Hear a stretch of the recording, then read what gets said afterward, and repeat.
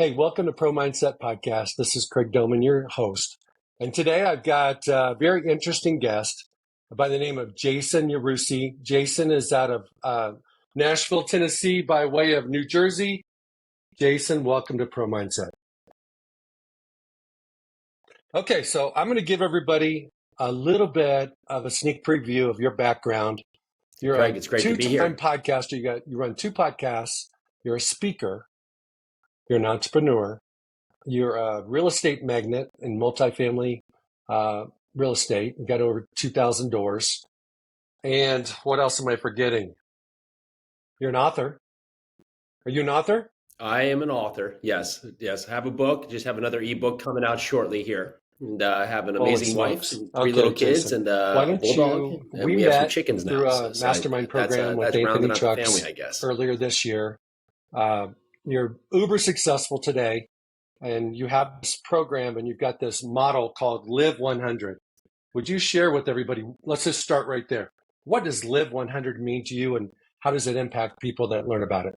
Yeah, so we wanted to have a direction to change our life, right? For many years, we were doing things that we just wasn't our best and highest calling. I'm speaking to myself, but also myself and my wife, right? We were doing things that just really weren't really our best foot forward. So we started making choices, active choices to just change, right? However, most people want change. Most people want a better life. Most people want to have something better than what they have today, but they're stuck in a rut because they don't know how to break the pattern of what they've done before.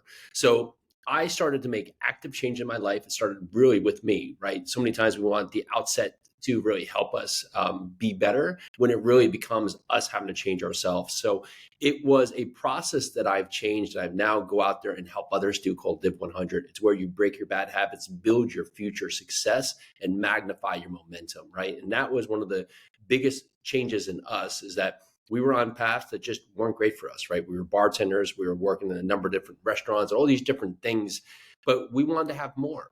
But we weren't going to have more doing exactly what we were doing each and every day.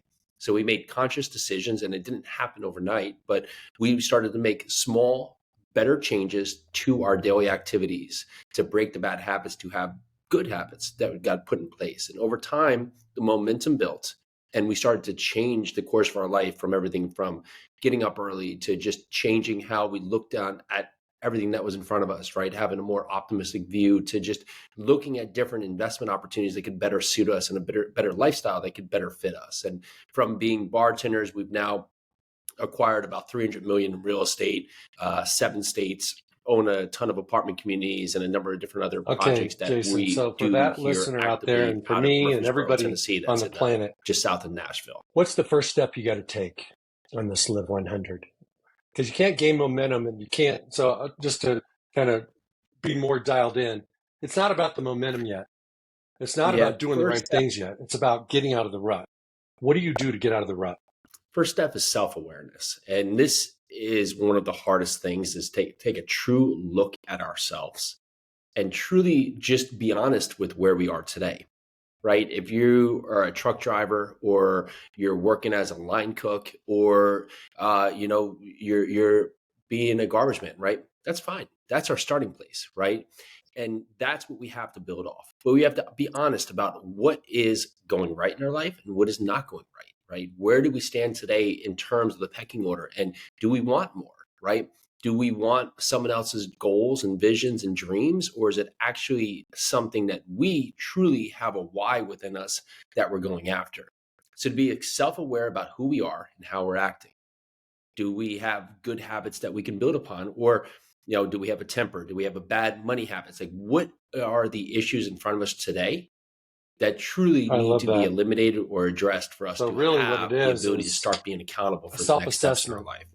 and being honest and deciding what's potentially taking you in the direction you want to go and what's holding you back, and start peeling away the things that are holding you back. Okay. Yeah, we sugarcoat it a lot. You'd be like, oh, it's not that bad. Well, it's either the life you want or not the life you want, right? And if it's not the life you want, then are you just going to accept it or are you going to make a change?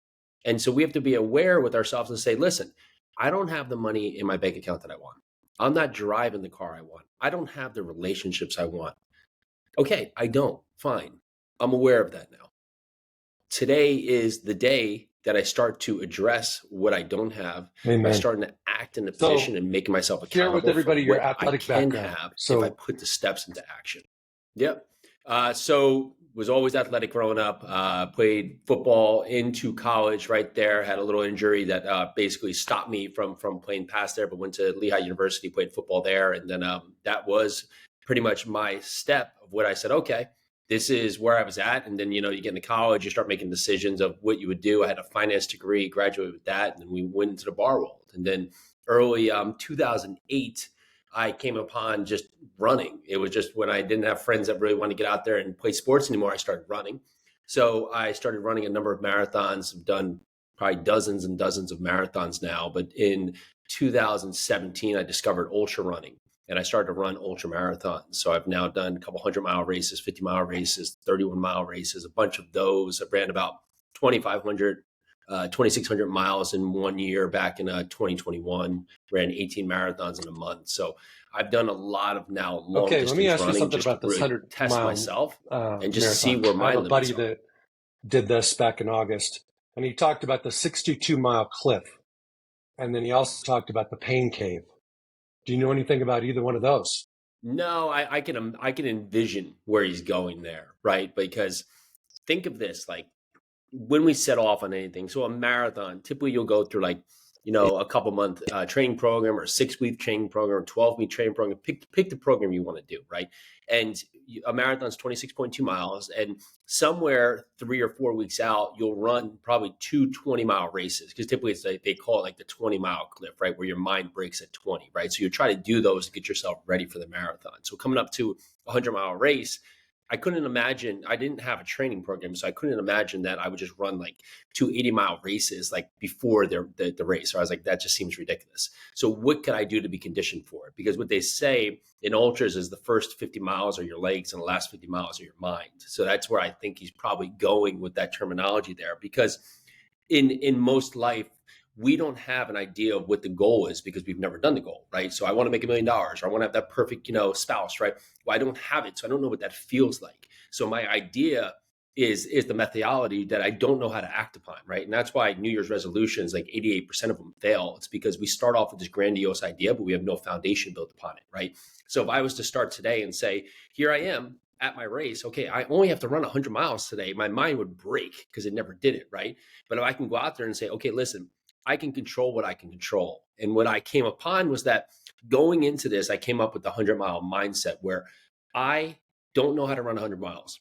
But what can I control? Well, I can control that coming up to this race, I will run 6 miles every single day, up to a couple hundred days beforehand, every day, no matter what. If it's cold, if it's hot, if my ear hurts, if I'm sick, if I wake up late, I wake up early, I'm just going to run 6 miles every day because I can control what I can control. So when I got to the race, I said, listen, I know right now that I can run 6 miles. So I'm just going to run to the aid station. Let me just do that. And that's about 6 miles. I'll just get there, like first train station. Let's just see what happens, right? Okay, I'm 6 miles. Okay, let me just run the next 6 miles to the next train station. And okay, I'm there. Let me just do it again. And I'll just do it again. And I'll just do it again. And at times, my mind would say, you know what? I don't know. This is getting like tough, right? And instead of saying, I'll stop, well, let me just get to that next place. And then if I still want to quit, we can have that discussion then, right? Well, let me just get there. So it might be, let me get another 500 steps, or let me just get to the bridge, or let me just get to the tunnel, or let me get another 200 steps, right? And I get to the next train station, another 500 feet. And lo and behold, I look back and I'm at 100 miles accomplished by 6-mile runs. And in most of our life, that's how goals are. However, we only look at here we are today, and tomorrow I should have, $5 million in my bank account. And so we just stop because we don't understand that when you get to say it is $5 million or that 100-mile race, you get to the end of the 100 miles, life doesn't stop. It's just one of the events that we get to. But we treat goals as if I get to this goal, that life stops and that's the end. And so our mind tells us that, oh, we don't know how to react in these moments. Like I'm going to lose 25 pounds, right? I've never done that before. So you get in day one and you put in all this effort and you're like, oh, I don't know if I can keep this up. Because we're not I creating a feel like life you've that's been in my part of head our a few life. We're just times when creating I'm an doing event that we workouts think is the because culmination of everything that we should have. I'll set a goal, a small goal that I know I can reach. And then once I reach it, I'm like, well, I've already done that. So Yeah. let's just keep going. So I guess here's the thing. you like doing hard things. Not every one of your friends, but not all your neighbors, not all your employees or associates like to do hard things. What do you gain? How does that help you when you do hard things? Because these ultra marathons are saying they're hard is an understatement. Life is constantly going to have resistance. And either you're going to prepare yourself so when resistance comes, that you can be better attuned to handle it, or you're going to have it smack you in the face. So the more you can put yourself in a position to be disciplined and face resistance today, the easier moments will come. Not to say that, bad things happen and that it's easy, but the more you'll be meant to be prepared for those moments. And so if you want to gloss it over and just be, basically caught off guard and surprised and hit really hard when something hard happens, well, then look for an easy life, right? They say, what's the analogy here, right? Hard men make a good life, good life make easy men, easy men make a hard life, right? And it's that constitute that when we seek easy, life will be hard. But when we go after resistance, life becomes easy. And the more we can discipline our mind to just say, okay, no matter what, I'm going to What get is up and the control what I can correlation control between today. the game of Well, football life ends up going in a and what you're direction doing that now in ultimately real helps estate? you. Is there any correlation? Everything I've done is a correlation because I get a lot, even like the multifamily. Like because we started in the single family world, or you look at the bar, like if you could just go back and start over, would you just go right into apartment investing? And like the answer is like, no, like everything I've done has given me added value to make me the person I am today. Right. Football is something that training is, you can really put out your best or put out your worst. And it's your choice, right? But there's a team around you that's going to be let down if you come and don't show up today. And where you want to go is one impacted by your athletic ability, but you have great athletes that aren't mentally prepared. And no matter how gifted they are athletically, they don't get to their highest calling because their mentality doesn't enable them to be their best self. So as you think today, right, and everything you do, regardless if you're an athlete or not, or consider yourself an athlete, like you need to be mentally disciplined and physically disciplined, right?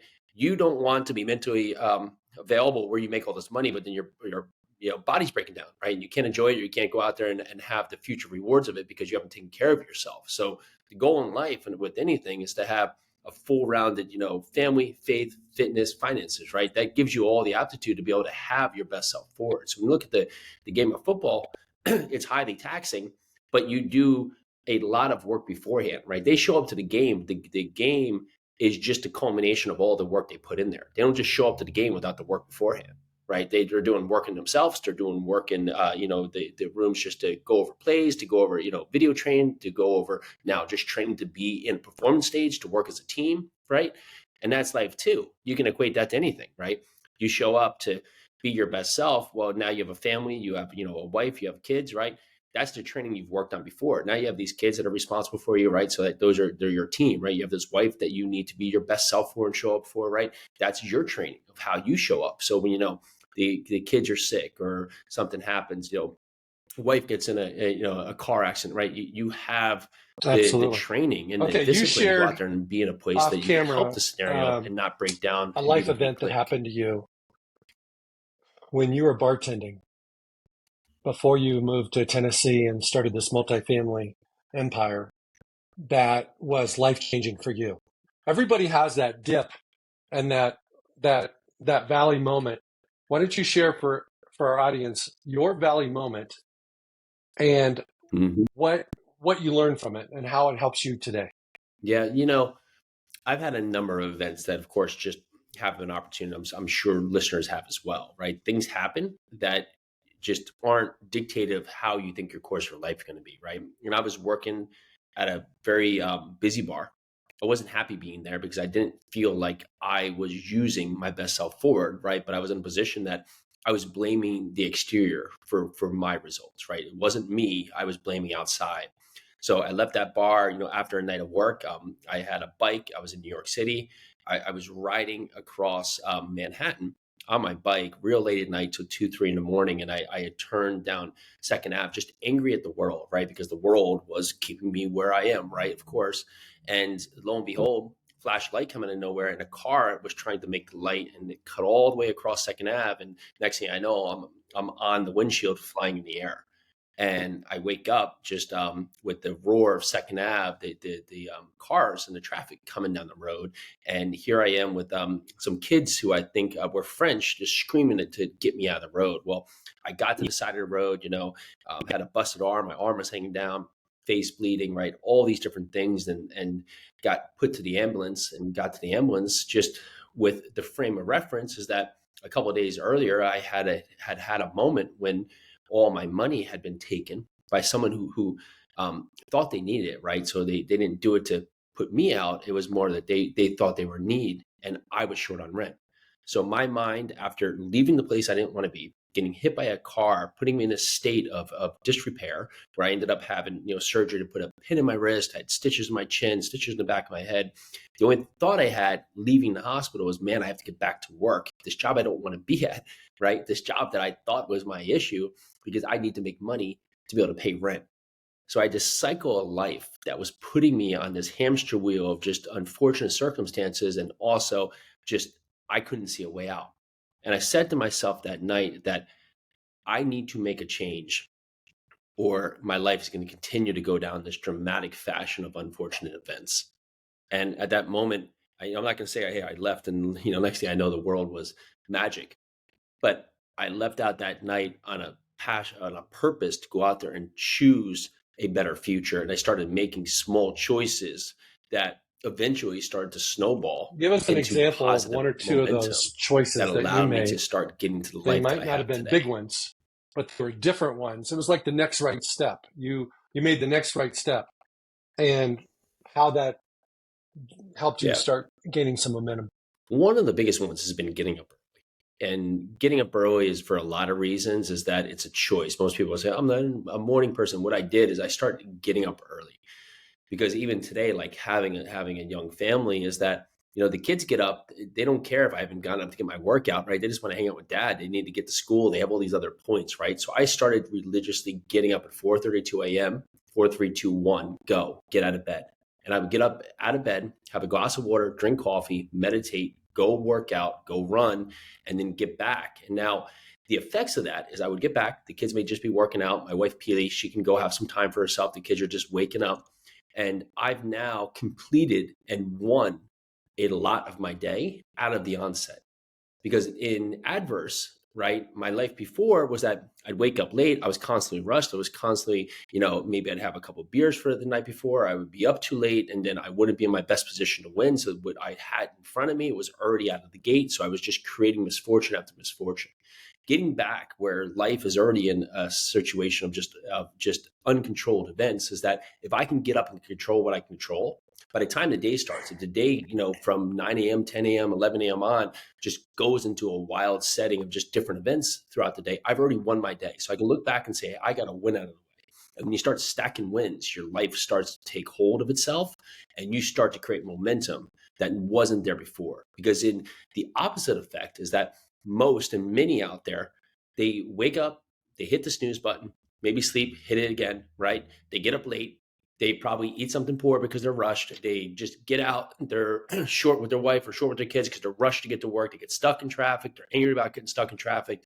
Get to work. When they get to work, they put out fires all day, right? At a job they're not really psyched at. By the time the day ends, they get to the end of the day, and lo and behold, they get stuck in traffic, going back home. And now get home and say, man, what the heck was that? I don't want to repeat that again. Go have a beer, watch Netflix, go to sleep, and then they repeat that again. And then now fill in the time frame, a decade, 2 decades, and they look back and go, how did I get here? Right? And it's small choices to say, hey, you got here by small choices. And we usually think it's the big moments, but it's the small choices, right? Your choice of eating poorly daily, or just drinking too much, or just being angry about anything, right? Like those are choices, and we can choose to control those choices. It's not easy at first, but the more you do it, the more you have to react and say, okay, am I overreacting on this moment? Is life pretty darn good and I'm making a big deal out of nothing? And most of us, Jason, here's the interesting thing is that our life is pretty damn good. Almost everybody every day has storms, things, surprises. It's almost like you put on your your hat and your boots, and you jump on the fire truck and you go put out fires. Everybody's doing that. So if you know that's coming, what you're doing is you're getting work done on you before that even starts. Correct. Because nobody's going to call you at 5 a.m. Nobody's going to call you at 7 a.m. You know you have kids, you're getting ready for school. So you get an opportunity to get your day under control. Correct. And then you don't have to fit it in the rest of the day, where what most people do is they start out their day running, planning on going to the gym at 9, and then they move it to lunch, then they move it to 4, and then there's just no time. So then they just say, hey, today I won't do it. And so I'll get there tomorrow. And then there's multiple days. So that's awesome. I'll get there tomorrow.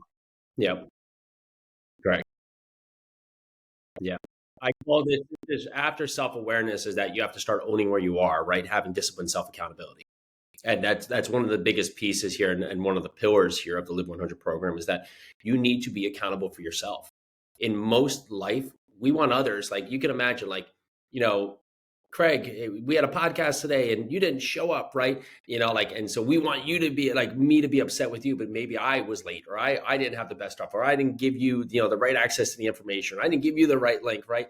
I refuse to be accountable for myself, but I want everybody around me to be accountable. Hey, you said you would send me that email, or I thought you were going to help me do something, right? Instead of just saying, hey, am I showing up to be my best self, to be that person that's accountable to me first? Because I can't expect everybody talks about meditation. If I'm not even accountable. I meditate, just started meditating in the last couple of years. I don't do it religiously though. What does meditation mean? How do you do it? For those people that don't do it or have never done it, what does it help? How does it help you? How does it change you? How does it redirect you? The day is usually we go. There's few that don't, right? And I grew up in New Jersey. I'm an Italian family. I'm just constantly in a go mode, right?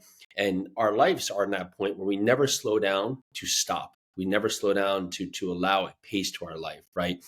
So meditation is that moment when you can allow yourself to be in a state where you're not trying to eliminate distractions, but you're trying to give yourself the freedom to have headspace to notice distractions, but tell yourself that's okay.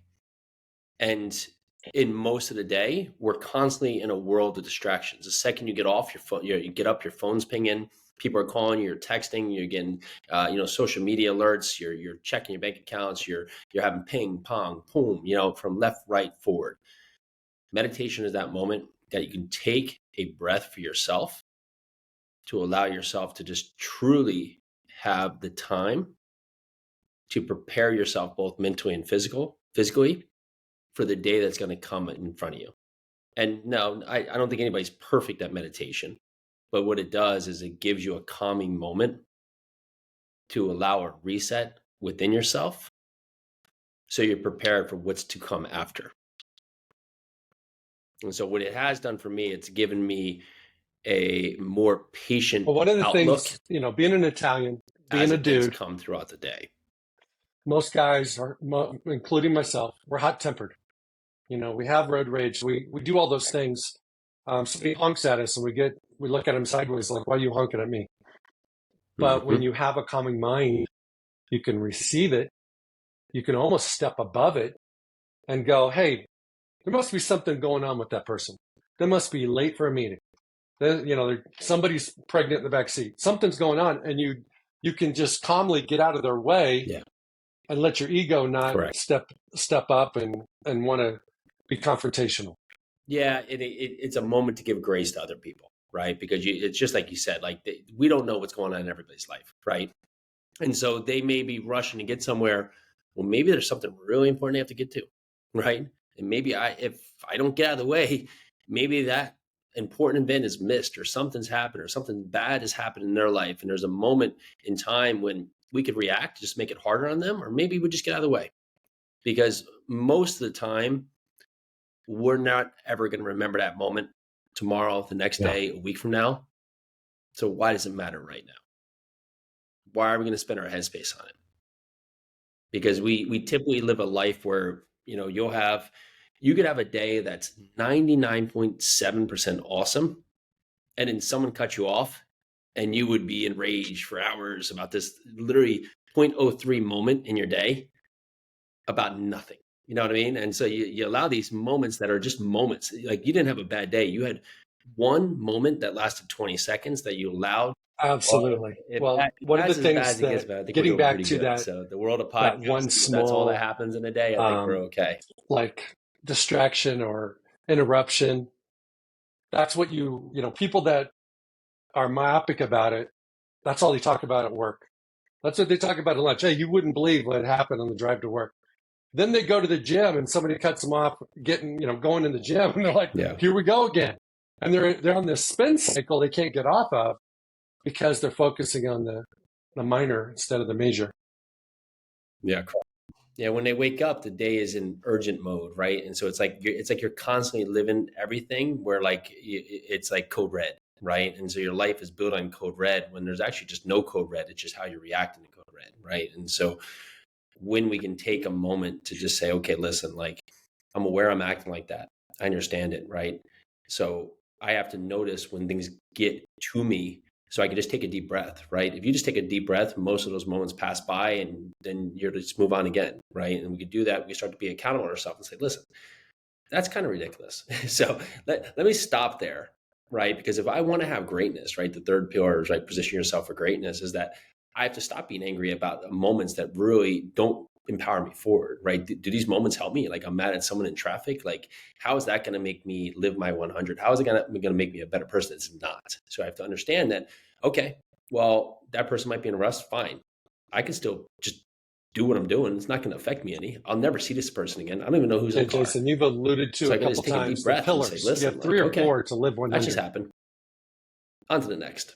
We actually have 3 blocks: break, build, and magnify. And within those blocks, there's actually 9 pillars, 3 in each pillar. And so with the break block, one of the most important, right? Elevate your self-awareness, position yourself for greatness, elevate self-awareness, right? Be accountable to yourself, own where you are, and position yourself for greatness, right? Those are the 3 pillars of the break block. Because if you want to break where you are, you have to start the transformation process to grow who you want to become. So the second pillar for build: intentional execution, be uncomfortably brave, and be limitless. And then for the magnify block is having disciplined actions and rituals. Next piece is accelerating your growth. And the last piece is all-inspiring rise. Once you've put yourself in a position of the magnify block, everything is onward and upward. You're no longer going to let past events be in your place. You're brave to the awareness of what you actually can do. You take disciplined, positive action daily. And does every day go right? No, nobody's day goes right perfect, but you're winning more than not. And the rise is now both possible physically and mentally, because you allow yourself to accept the possibility that the growth Jason, what are the systems you mentioned is your morning potentially routine there for you as long as what you are the accept systems that can help you when you get into stage 3 stay on track and not fall back? It is going to be different for a lot of people, right? But for those that track, KPIs are very important, and there can be KPIs in both your personal life, your professional life, right? Your physical life, right? It's having accomplishable tasks. Most of the time, we have a to-do list, and to-do list is like 500 things, right? Which is something that just means tomorrow you're going to have 504 things to do, right? Because you're never going to get them all done. But when you look at the things you need to do, are you actually putting down things that are going to carry you forward?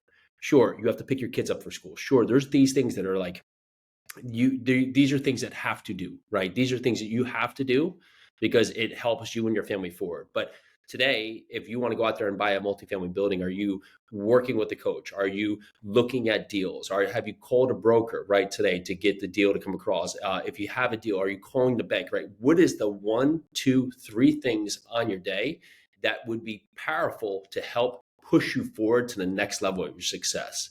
Because what we will do is that, say we have 10 things on the list. Well, say 4 through 10, kind of could be done, but they're really not important and they don't need to be done right now. And they won't carry you through tomorrow, right? To where you need to be. So we will focus on them because they're easy to do. And they don't have there's not like a high threshold that is either make or break success.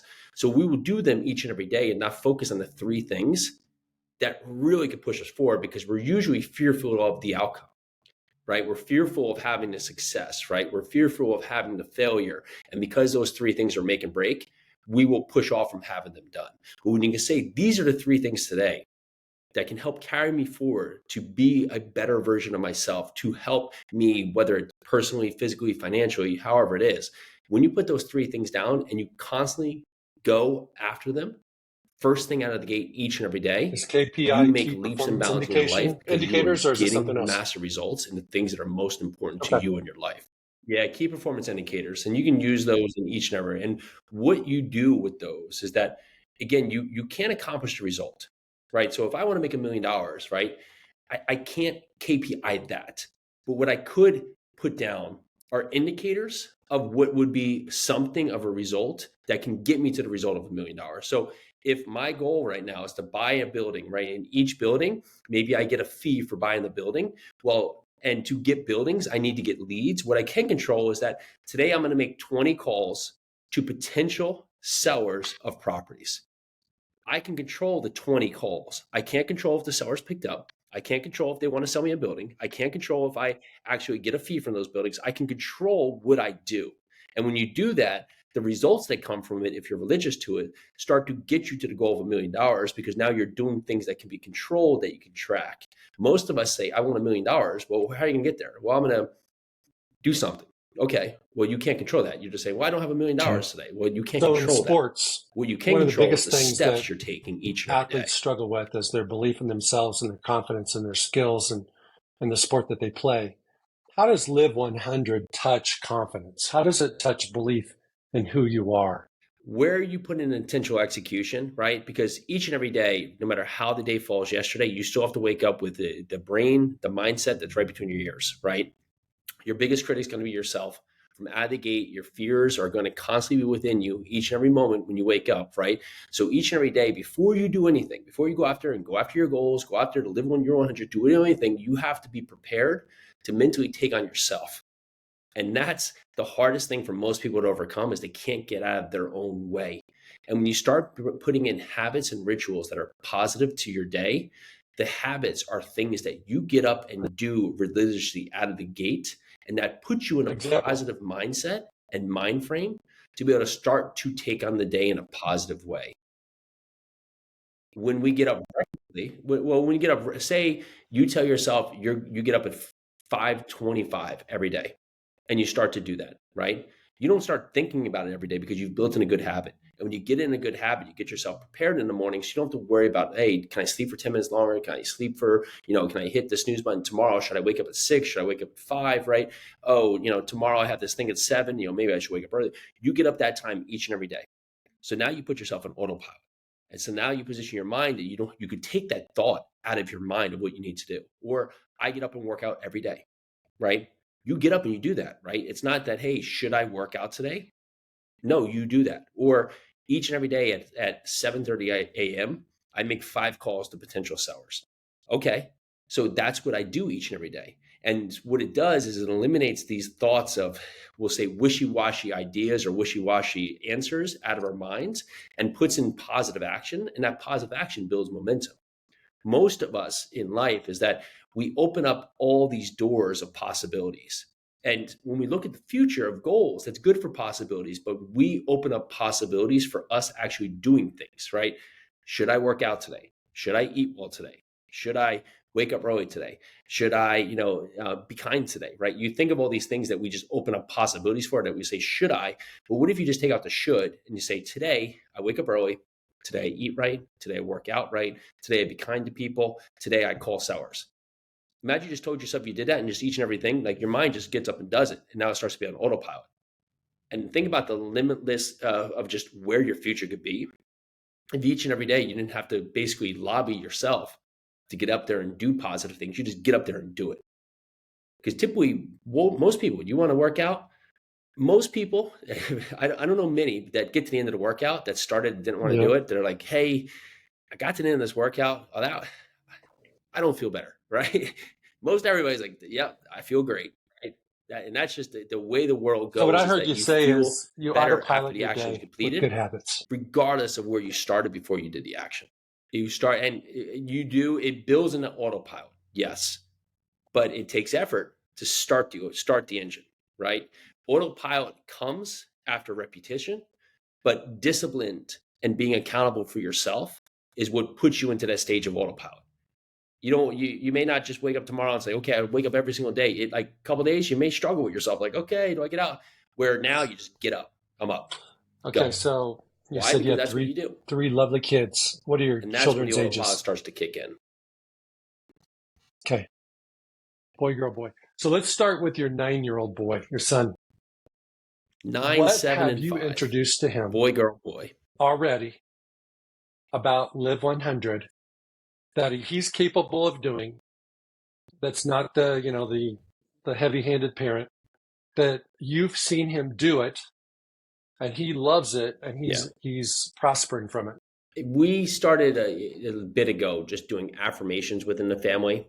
Is that, I grew up in just a way that everything was looked in a pessimistic view, and it was just on look, right? You have people that are, my dad was in Vietnam War, you had other things come over. Is that, when you have a pessimism or a state of pessimism that's in your life, like it just carries through, and that's what your onset or on look is with everything in front of you, right? But when you start to look at the world in an affirmative manner, you understand the world's happening for you and not happening to you. And so we've put in 4 notions of just helping the kids just uncover, like we'll say, discover what's available to the world. Instead of just saying that there's a lack in the world, is that there's open possibilities. But it starts with you having a positive outlook of what it is, right? I can do this. I can be strong. I can be powerful. I can be happy. I can and will be kind, right? And when they think about that, they start to have that as their methodology of how they act in a day, is that I can and I will, right? Because we learn when we're born, we have the 2 fears, right? Fear of loud noises, fear of falling down, everything else is ingrained in us. But within years, a couple of years, we have all these different fears and all these different things in front of us, right? That have been built into us about the way that we've been grown. And so what I've worked with myself and with my wife is that we're giving the kids the availability and the possibilities to understand that there's opportunity everywhere. There's nothing that's going to limit them past themselves, and they can be open to opportunity to try things out, because life is going to be what's available to them and not what they have to live within. And what we've been doing is trying to help them, we'll say, uncover that having positive thoughts is a recipe for success. If you live in a life of negativity or, blame everything else, it's like when you have small kids, everybody's, oh, he took my toy, this, that, like, oh, it was my turn, all this. And we get that. It's a learning part. But we can take a deep breath, right? And some mornings, every once in a while, though, put in one of my ear pods and just listen to meditation, just sit there for kids. When you take a deep breath. 2 thoughts there. And just I love that. say, hey, I'm a happy Gratitude kid. and dreams. Life typically ends up being What pretty do your darn kids good. dream? What are they dreaming about right now? Have they shared with you? Oh, yeah, right now is probably the right word, right? So right now, um, oh man, my son, my oldest, my youngest wants to be a ninja. That was the last part. He wanted to be a ninja. My middle one, she is in cheerleading, wants to be a cheerleading coach, right? So she was dreaming about how much fun it is with the cheerleading coach. And my oldest, we wanted to be an astronaut. So your 9-year-old most is recently wanted probably to be like an author, in the 3rd, right? 4th So grade? they're all in other points of just grade? discovery mode. Okay. So what I found is that 4th grade is the grade that teachers He's in 4th grade. have Yeah, like a career day in 4th the grade. spring. And they bring people as speakers in, and they have the students, write papers on what they want to be when they grow up. But here's the kicker. The teacher tells some students that what they want to be is not realistic. I've had clients that have said they wanted to play in the NFL, and they wrote it out in the 4th grade, and their teacher said, "Oh, we're going to hand this one back, and you need to tell us something that's more realistic." And certainly, from a percentage standpoint, I totally get it. But I think that one of the things that happens when your kids start going to school and they get around life and culture is people tell them they can't. When somebody's going to do it. So I think one of the things that I learned as a kid was to be a dreamer. And Teddy and I have taught our kids to be dreamers because if it's that world of opportunity is out there if you want to go get it. We're not going to tell you can't do it. Maybe the world will stop you, but we're not going to stop you. And most of the time, if you get stopped, it's usually because of you more than the world, right? What is the one thing that you weren't taught when you were a young man? And nothing against your parents or my parents, that you're definitely teaching your kids? Yeah. That I'm definitely teaching my kids. My dad worked hard, and he was with our, people say this, my dad worked so hard, right? Extremely hard. I passed what most, like he did heavy construction, lifting and moving houses, like a whole different beast of hard work. However, where the only piece I would change that is hard work does prove to help you be successful, but it's hard work in the right lane, right? He would work hard for the sake of working hard, but the work hard is not the result. It's what you're doing with the hard work that enables the results. And so having a level of discipline, also what is also important is that do what you say you're going to do, right? That's massively important in life, is that you can control, say, I'm going to do this and go do it, right? But in lots of people, they say, I'm going to do this, and then they get upset when no one believes them, but their pedigree is that they've never shown up and done exactly what they said they're going to do. And that's why they can't get the results that they want. Because like what you just described that your dad did, he was a hard worker. Hard work does not guarantee success. And there's a lot of reasons why. One may be that you're in the wrong lane. One may be nepotism. One may be politics. One may be, we could come up with 1,000 different reasons why working hard and being disciplined doesn't guarantee success. So how do you introduce the idea to your kids at the right time, maybe when they're 12, 14, maybe 100%. Now, where, hey, I know you give it everything you got. I know you worked harder than everybody else. I know you wanted it more than everybody else, but you didn't get the highest grade. You didn't get the best grade on your paper or your project. And how do you explain that to your kids? There is no perfect, right? There's constantly world to learn and improve. And if you gave it your all, that's great. But we constantly can learn something new that can help us constantly be better. We're never going to be our best self today forever, right? Tomorrow there'll be something new to learn. So today you didn't get the result that you wanted, but you worked hard to get there, right? And so the effort there was there. But tomorrow we'll learn something from this that we can continue to look forward to the next time that we get to have this test, that we'll try again, right? And so it's okay not to be the best today. Well, one of the things as long as we take it away that sports, today I wasn't the best, but I can learn something to make me better for the next time I do this. The more politics there are, the more somebody's contract, somebody's promise in a portal. All these type of things are totally out of your control. And you got these young men, especially in football, that are working hard in the weight room, doing their skill work on the field. And sometimes you still run into a glass ceiling. And it's really tough to process it because you're thinking you're not enough.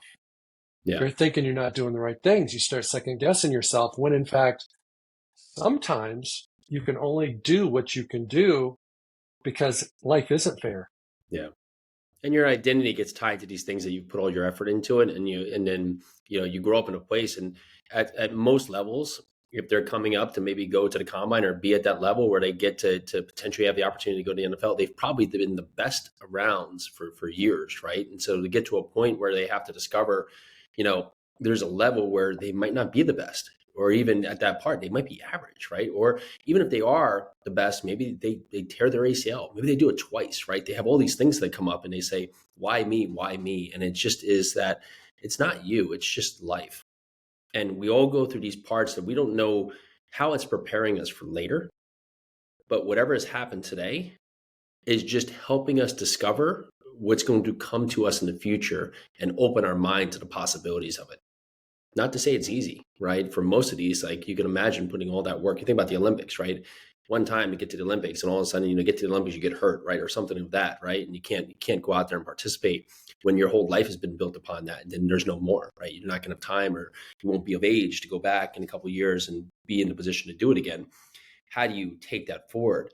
It won't be easy, but you are not the event, right? You are not the sport. You are you, right? I think America is one of the few countries where like the first thing it says, like, hey, what do you do? Right? Like, what do you do? Because like, oh, I'm a barista, or I work as an account executive, right? Like I'm not a barista, right? I'm not like an account executive. Like that's an activity I do that produces money for me to go out there and live my life. But that identity is what is actually in front of me, that I assume I'm a barista. So that's who I am, right? I think one of the most important things we all have to remember is we have to separate a piece of who you what are. we do from who we are. And sometimes over a period of time, especially when we get recognition and promotions and people introduce us 100%. In a certain way, there starts becoming a merger of who we are and what we do being one and the same. And I think it's very important for especially young people to not buy into what they do. It's just who they are. And I think when people have a healthy identity, they can try lots of things and they can not be good at them, and they can keep on moving on and find something they're good at. Where I think the people that are their identity is tied up in what they do. If they're not good at it, they automatically assume they're not good. They're not an athlete. They're not a student. They're not artsy. And so then they don't want to try anything else because they're absorbing it. We learn not to take risks. Yeah, we learn not to take risks in life, and it's just ingrained to us that like you don't try anything new because you don't want to look silly, you don't want to look stupid, right? You don't want to look like you don't know what you're doing, right? But we spent most of our life in that position until we start saying, oh, I guess that's too risky, or I don't want to look silly to do it, right? But how do we learn? If we're constantly doing what we're doing and we're getting the same result, like, well, there's your answer, right? You want to go out there and just expand your wings. You have to be uncomfortably brave to try things that are outside of your comfort zone, to try things that potentially put you in a position where you're not your best, or maybe you don't know what you're doing, right? That's okay. Well, one of the biggest opportunities you have as a father, what you're capable of, is how you respond organically to your children's failures. When they come home and they're disappointed because they didn't make the basketball team, or they didn't get the grade they were hoping for, or they didn't get picked for the homecoming group or whatever it might be, how do you respond? Because it doesn't matter what you say. They're going to read your body language and your facial expression first. And if you can cultivate an environment in your home where your kids feel comfortable failing, they will be uber successful in life. Because most parents are helicopter parents, and they're checking their kids' grades. They want to make sure their kid's getting the A, but there's also 50 other kids getting A. So it's like not like you're really distinguishing yourself if you get an A. I remember going to like a 7th grade parent-teacher conference at my youngest son's middle school. And, I was traveling at that point, and I was like, okay, I'm going because I can go. And he was like in the A- club, and I was so proud of him. 2/3 of the class was in the A club. I was like, wow, everybody gets an A. So it's like we need our kids to fail, because when they get in the real world, they're going to fail. And that's what life, usually your upbringings don't prepare you for, is that you get out and you get into the world, and the first thing you get hit was a failure, and you just don't know how to come back from it, right? Because it's the first time you ever did. You got fired from a job, right? Or someone told you that you weren't the right fit. You go, and then it sinks you mentally because, well, everything's always worked. Everyone's always told me I was good enough. So what do I do now, right? And it's hard to come back, especially as your brain's still forming in your young 20s as that happens there. And the more you can understand that, failure is okay. Like there's no one out there who hasn't failed at something. But most of the time, we assume failure is us, right? I'm the failure. Ironically, most people that are crazy successful have had the most failures because they've tried so many different things and experimented with different ways, and they didn't take it personally. And that allowed them to start on a journey of discovery of what am I good at? What, can I make money at? Whatever it may be. Jason, I want to thank you for being on Pro Mindset today. I really appreciate your time, appreciate your conversation. For anybody out there that wants to check out Live 100, and anybody out there that's got an extra 6 figures in their account, and they're trying to put it to work, and they're interested in investing in multifamily apartment investments with potentially your organization, how can people find you? Yeah, so we have the Live 100 podcast out there. You can find us on all the usual suspects. Or live-100.com is where we talk about peak performance and all the work that we do there from a speaking and coaching perspective. Yarusi Holdings is our multifamily division. Where if you Jason, want to learn more about the investments we do and what Hang we do, on for a second. We'd be happy to Hang talk on to just you for a there. second. YARUSI Holdings. Thanks, Craig. You got it. It's Craig Dillman, the host of Pro Mindset Podcast. I want to thank you for listening or watching today's show. And you can catch us every week on the normal social media platforms like YouTube, Facebook, Instagram, and all the listening podcast platforms. I hope you enjoyed today's show. And more importantly, I hope you gained a Pro Mindset insight. Please be sure to rate and review Pro Mindset Podcast. And I look forward to catching up with you on our next show.